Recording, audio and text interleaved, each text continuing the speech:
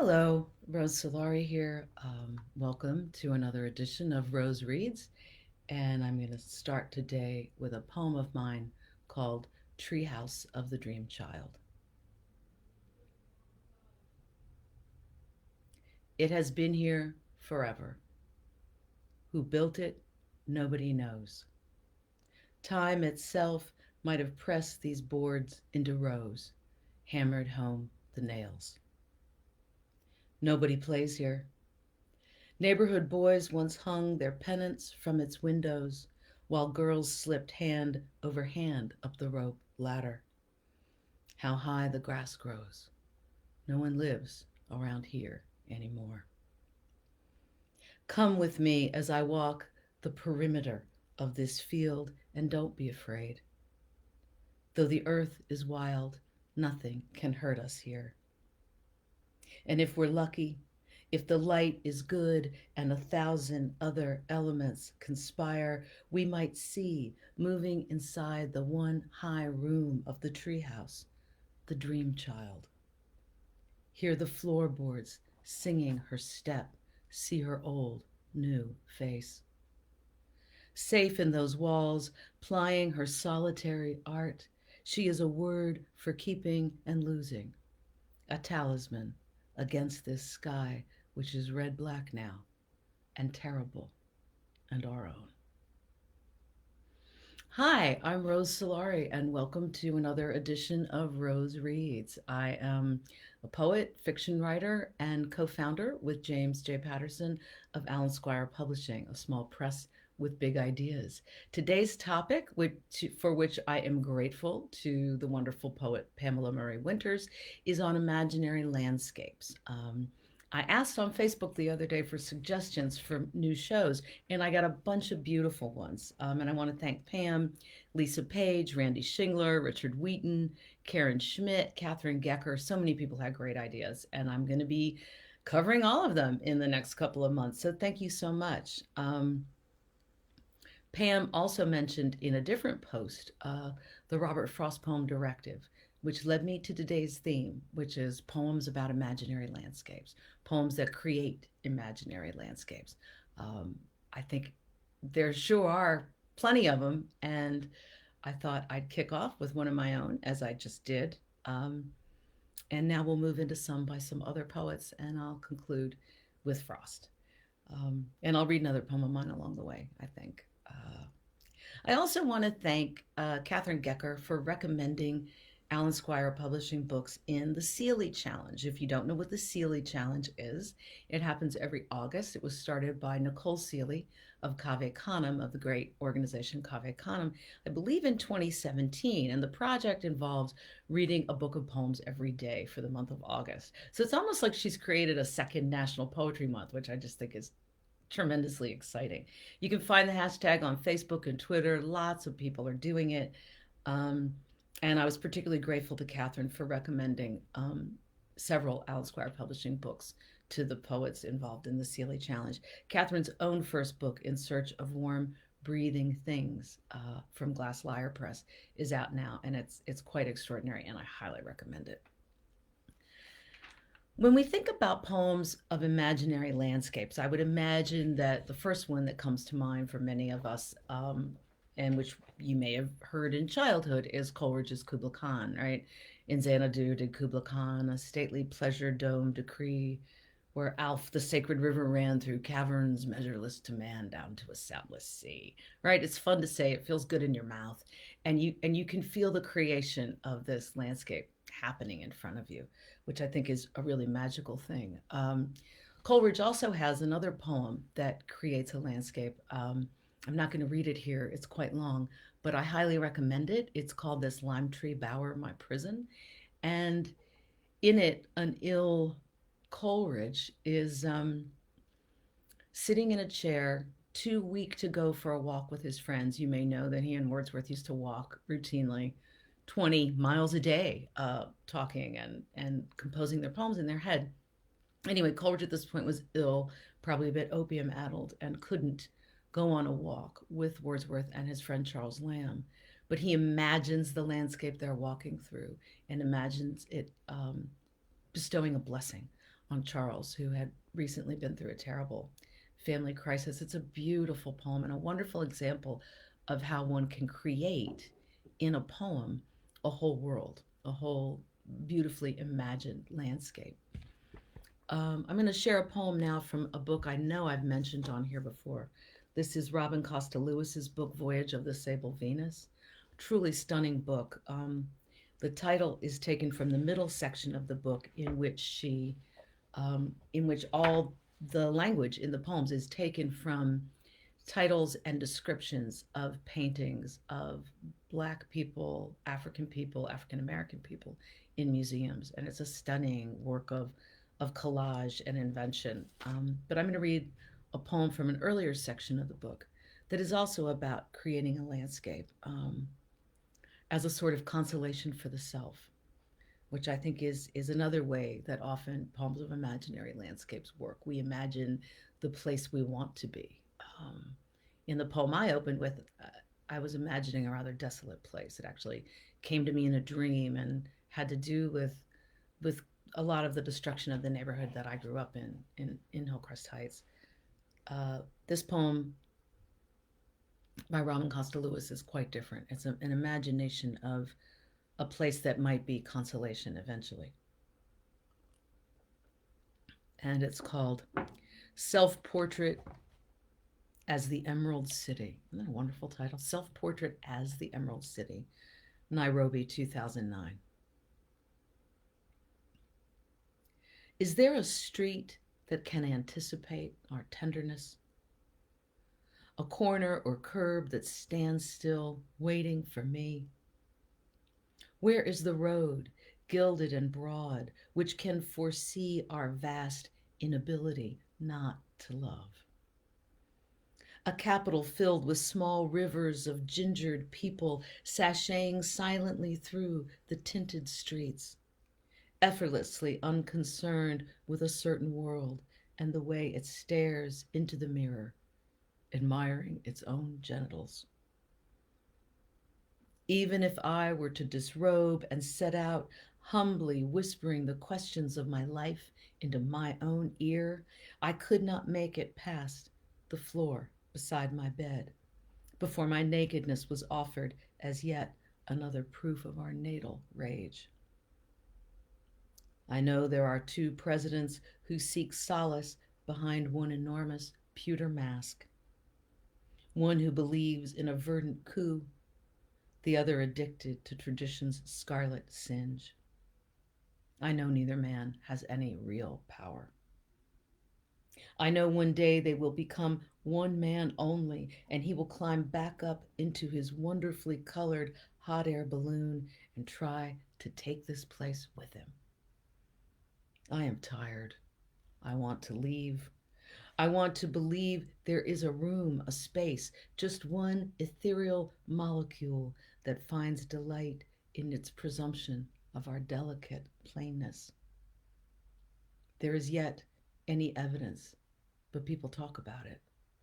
Some odd, empty place called home. It's an incredible, incredible book. She's stunning, that one. I think the earliest encounters I ever had with what I would consider poetry of imaginary landscape had to do with music first. I think I heard imagined landscapes in songs before I read them in poems. One of the ones that I thought of today as I was getting ready for this is Smokey Robinson's great song, I'll Try Something New. Um, some of you know I love Smokey Robinson and have talked about him before. Uh, I, you know, don't get me started on which American songwriter should have won the Nobel Prize for Literature, but in any event, let's move on.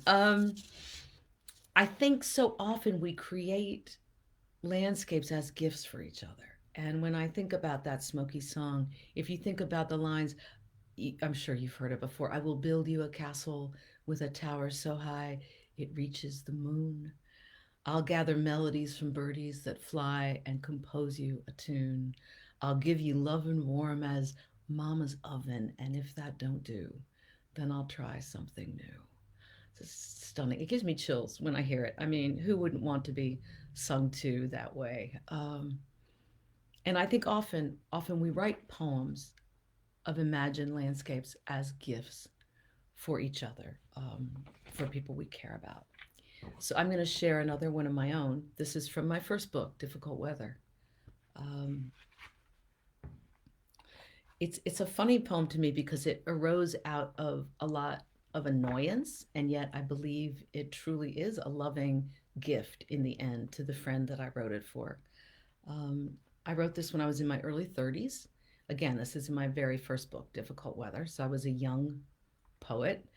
And I had a friend at the time who was very wealthy, and I was very broke, um, and who was lamenting to me the fact that winter was coming, the Christmas holidays were coming, and he and his family planned to go to a beach, which sounded pretty much like heaven to me.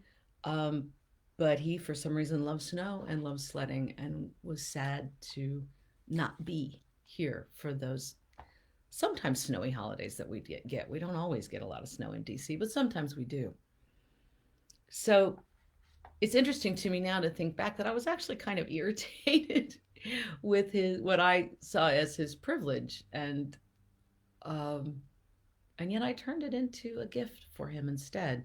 So I wrote him a poem called December 25th, which is a Christmas gift to this old friend, to imagine a snowstorm for him since he wouldn't get one.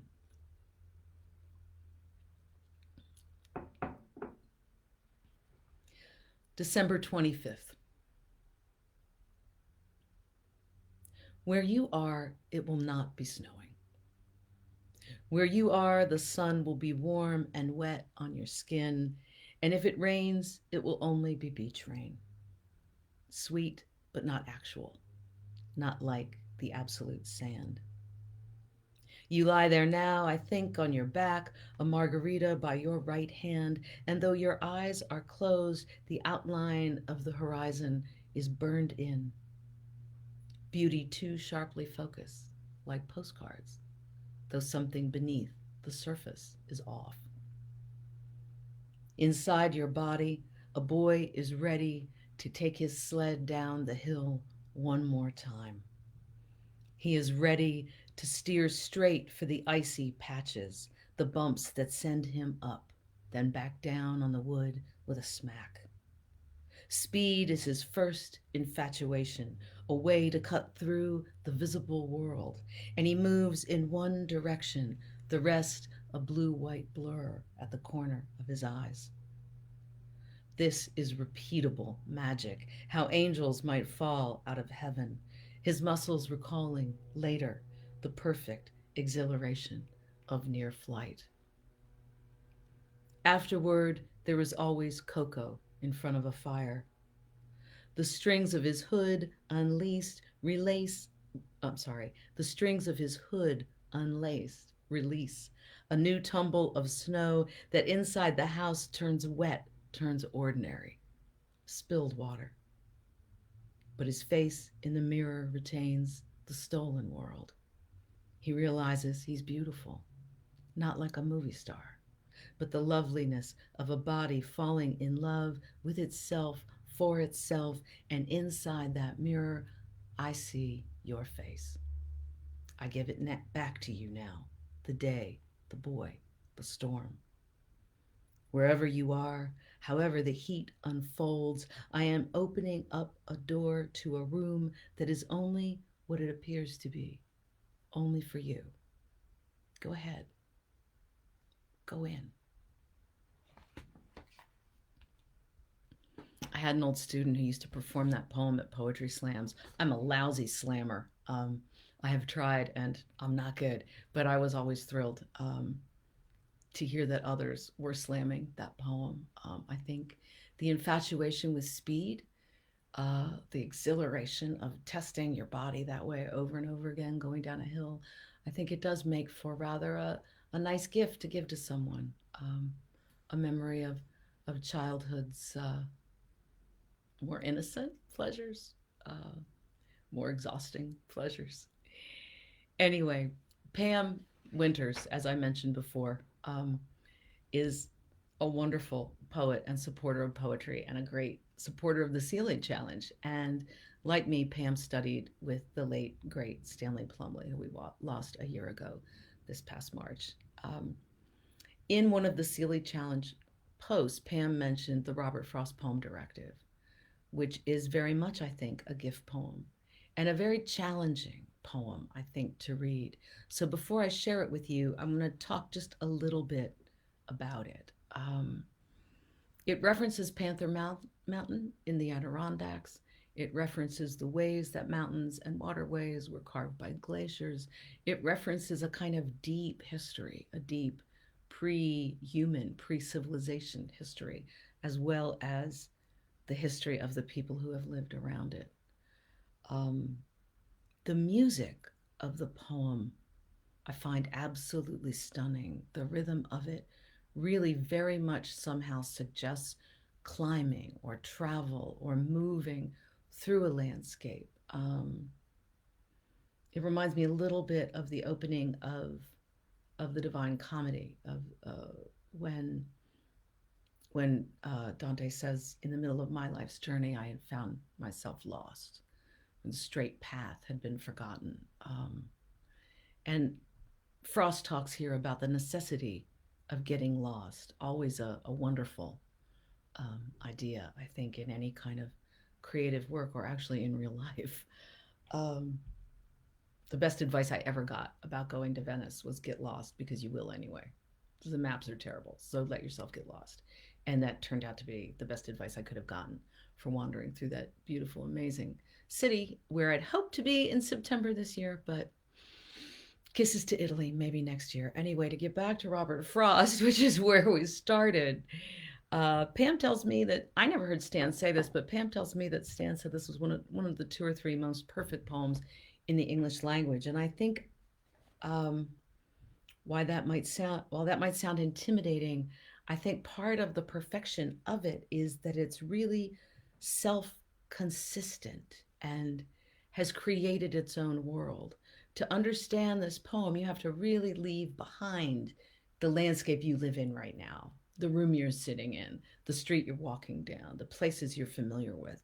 He's moving you towards a kind of deep time in a way that I think truly is a gift, even though it's rather terrifying. And so I'm going to conclude today with this quite wonderful poem.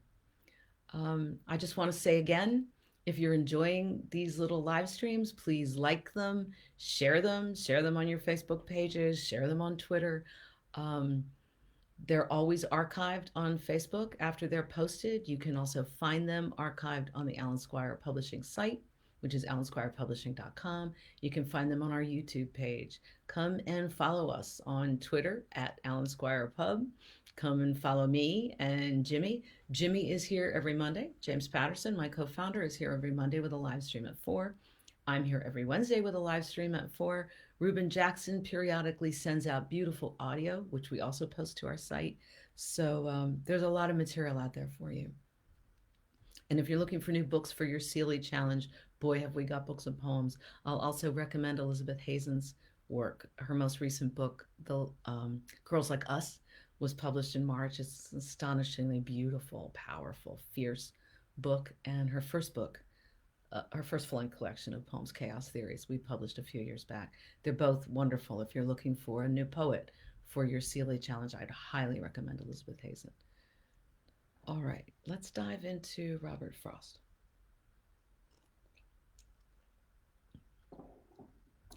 This is called Directive.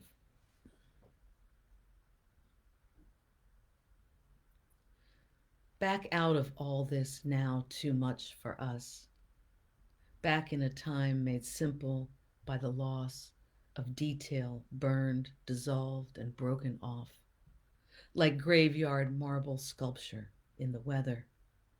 There is a house that is no more a house, upon a farm that is no more a farm, and in a town that is no more a town. The road there, if you'll let a guide direct you, who only has at heart your getting lost, may seem as if it should have been a quarry.